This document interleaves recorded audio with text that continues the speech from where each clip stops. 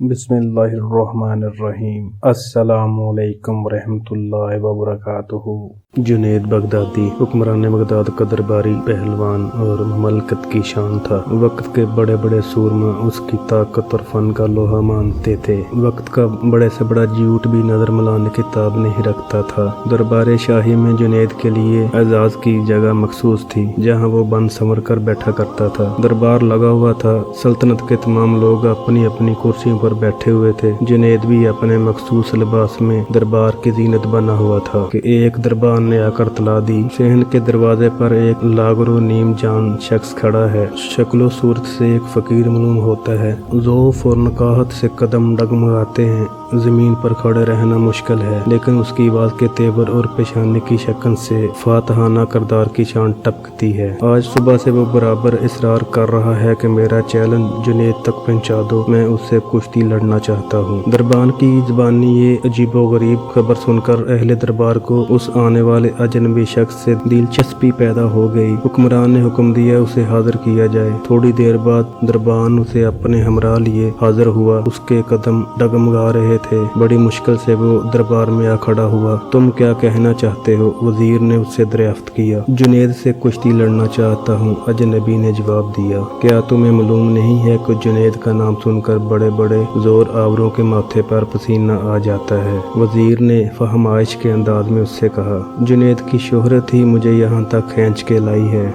मैं इस बात को गलत साबित करना चाहता हूँ कि सारी रियासत में जुनैद का कोई मद्दे मुकाबल नहीं रह गया। वक्त ज़ाया करने की बजाय मुझे इस्बात या नफी में जवाब दिया जाए, अजनबी शख्स ने फातहाना तेवर के साथ जवाब दिया। अजनबी शख्स की जुर्रत पर सारा दरबार दम खुद होकर रह गया था। आपस में सरगोशियां होने लगी। जुनैद भी अजनबी शख्स को हैरत की नज़र से देख रहे थे। हजार तजस्सुस के बाद भी उसके सरापा में फनी महारत की कोई अलामत नहीं मिल रही थी। उसका चैलेंज कबूल कर लिया जाए, अंजाम का खुद जिम्मेदार है। मुकाबले में शिकस्त खा गया तो अक्को के ऐन मुताबिक हो गई, और अगर फतह याब हो गया तो एक पुरसरार शख्सियत के जोहरे कमाल से पहली बार दुनिया को रोशनास कराने का मौका मिल जाएगा। अहले दरबार ने नहायत आज़ादी के साथ अपने चैलेंज का इजहार किया। कुश्ती के मुकाबले के लिए शाही दरबार से तारीख और जगह मुतय्यन कर दी गई। सारी ममलकत में इसका ऐलान कर दिया जाए।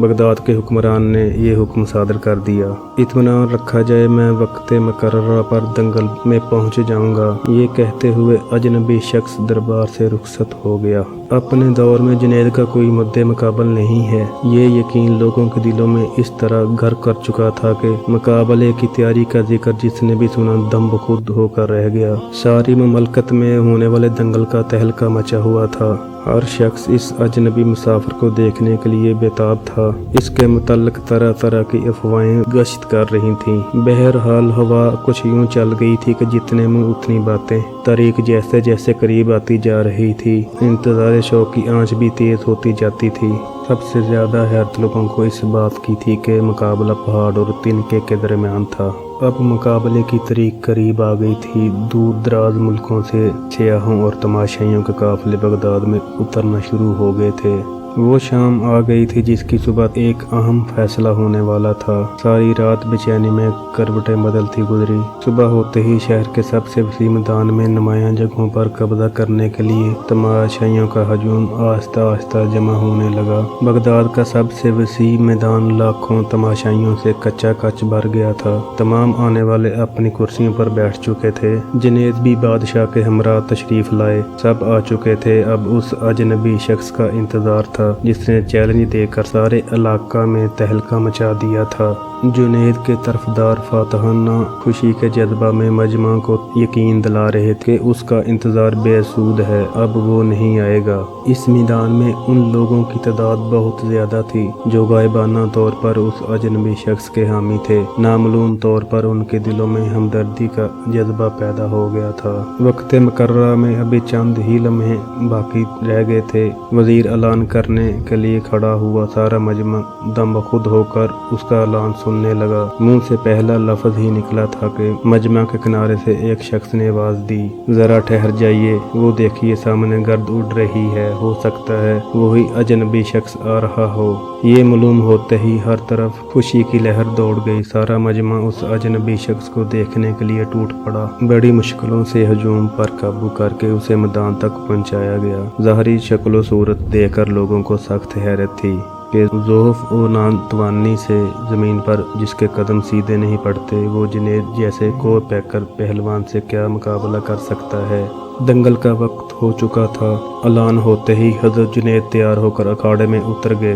वो अजनबी शख्स भी कमर कसकर एक किनारे पर खड़ा हो गया। लाखों तमाशाइयों के लिए बड़ा ही हैरत अंगेज मंजर था ये।